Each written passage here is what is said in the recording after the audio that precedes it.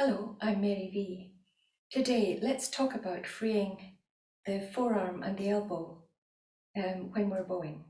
So if you find it, like a lot of people, rather difficult to do smooth bows and get up to the frog, it may possibly be because your forearm and your elbow isn't actually high enough. So let's talk about how to do an up bow and think about our forearm and our elbow and where they are in relation to the stroke.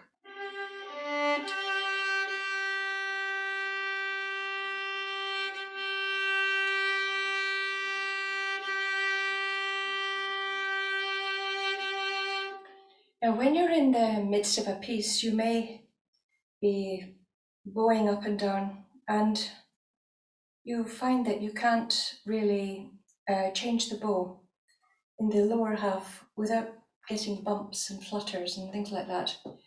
And it could be because you're not holding the weight of the bow enough. I mean, for example, let's have a look at the natural bow weight. What is the weight of the bow? The way to find that in your hands is simply to do strokes, and as you go down, you lift the fingers.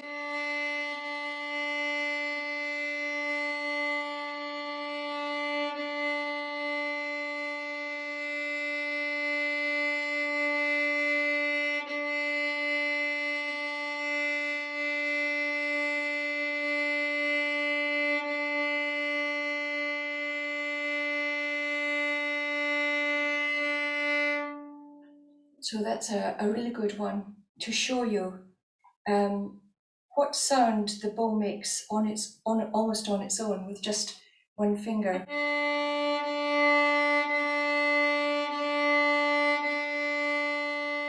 That's the weight of the bow doing its job, being drawn at a certain speed. And obviously I'm not putting any weight on it. And when I come to the frog, I'm more or less holding the bow up in order to equalize the sound, in order to make it not so loud when I come to the frog. But part of that is not just holding the bow with the hand and guiding it as I come to the frog. The reason that you have to hold it a little bit is because you were trying to equalize the weight of the bow when it comes to the frog. Like, if I didn't do that, it would sound like this.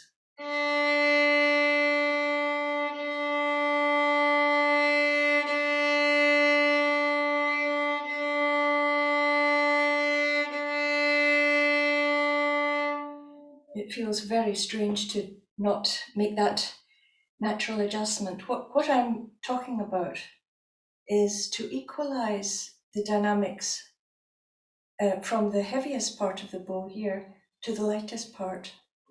And a violinist, in order to do whole bows, learns to do that automatically, actually. You stop thinking about it and you just do it. But let's have a little look at the technique of it, because if you've got a nice bow action,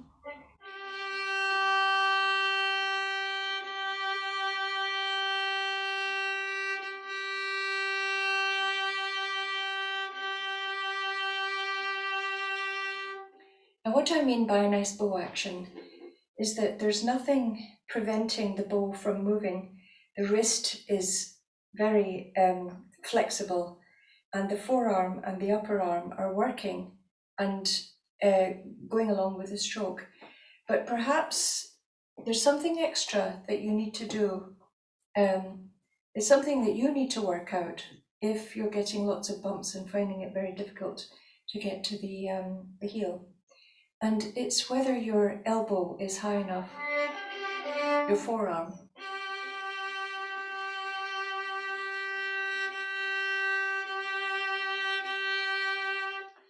If you raise your elbow up a little bit in relation to the hand, it may be that it aids the hand in order to slightly control and lift the bow when you're coming to the frog. Now, during pieces, it might be very, very helpful for you to raise your elbow slightly. Now, I'm really not talking about some sort of exaggerated thing like that. I'm talking about having a look at your elbow and seeing if you're almost what we call leaving it behind. A bit like that.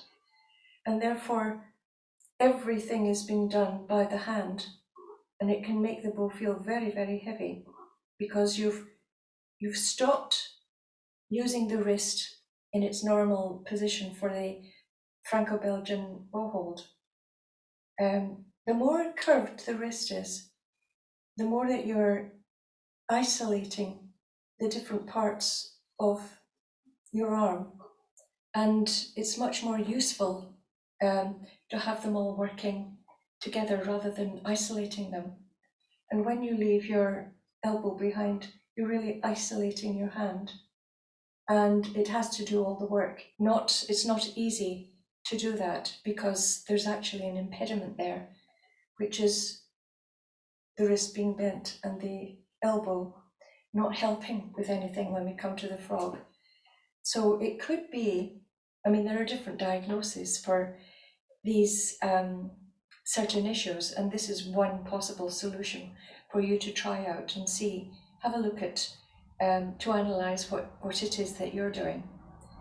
So the suggestion would be for you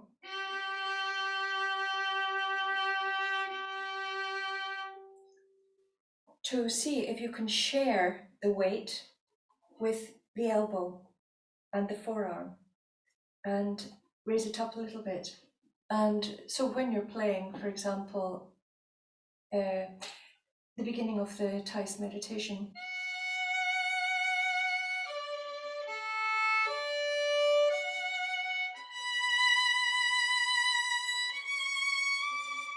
now it seems very strange to perhaps raise your elbow when you're going to change the string. It seems to sort of get in the way, but it's something that does need to be practiced. You've got to incorporate that feeling of smoothness and getting to the heel easily without the hand starting to feel as if the bow is very, very heavy. That's not a good feeling.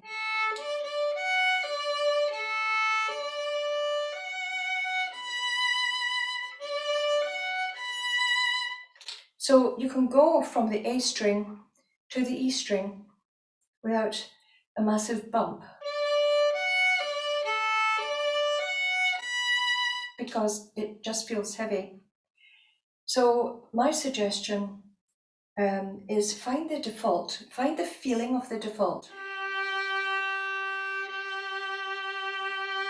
and realize that anything above that dynamic is you.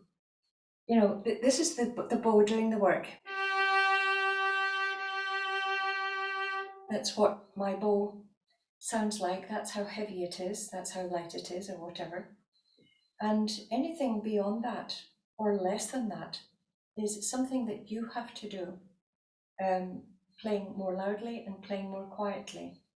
And all parts of the arm really are involved in engaging, not engaging, and being part of this stroke at small and large strokes. So have a go at having a look at your elbow, its position in relation to the hand and the wrist, and whether there's any distortions or isolations or any problems going on there. And just a little lift, even by that amount, of the elbow can make a massive difference to helping your hand feel more comfortable and start to get the flow going. So until next time, bye for now.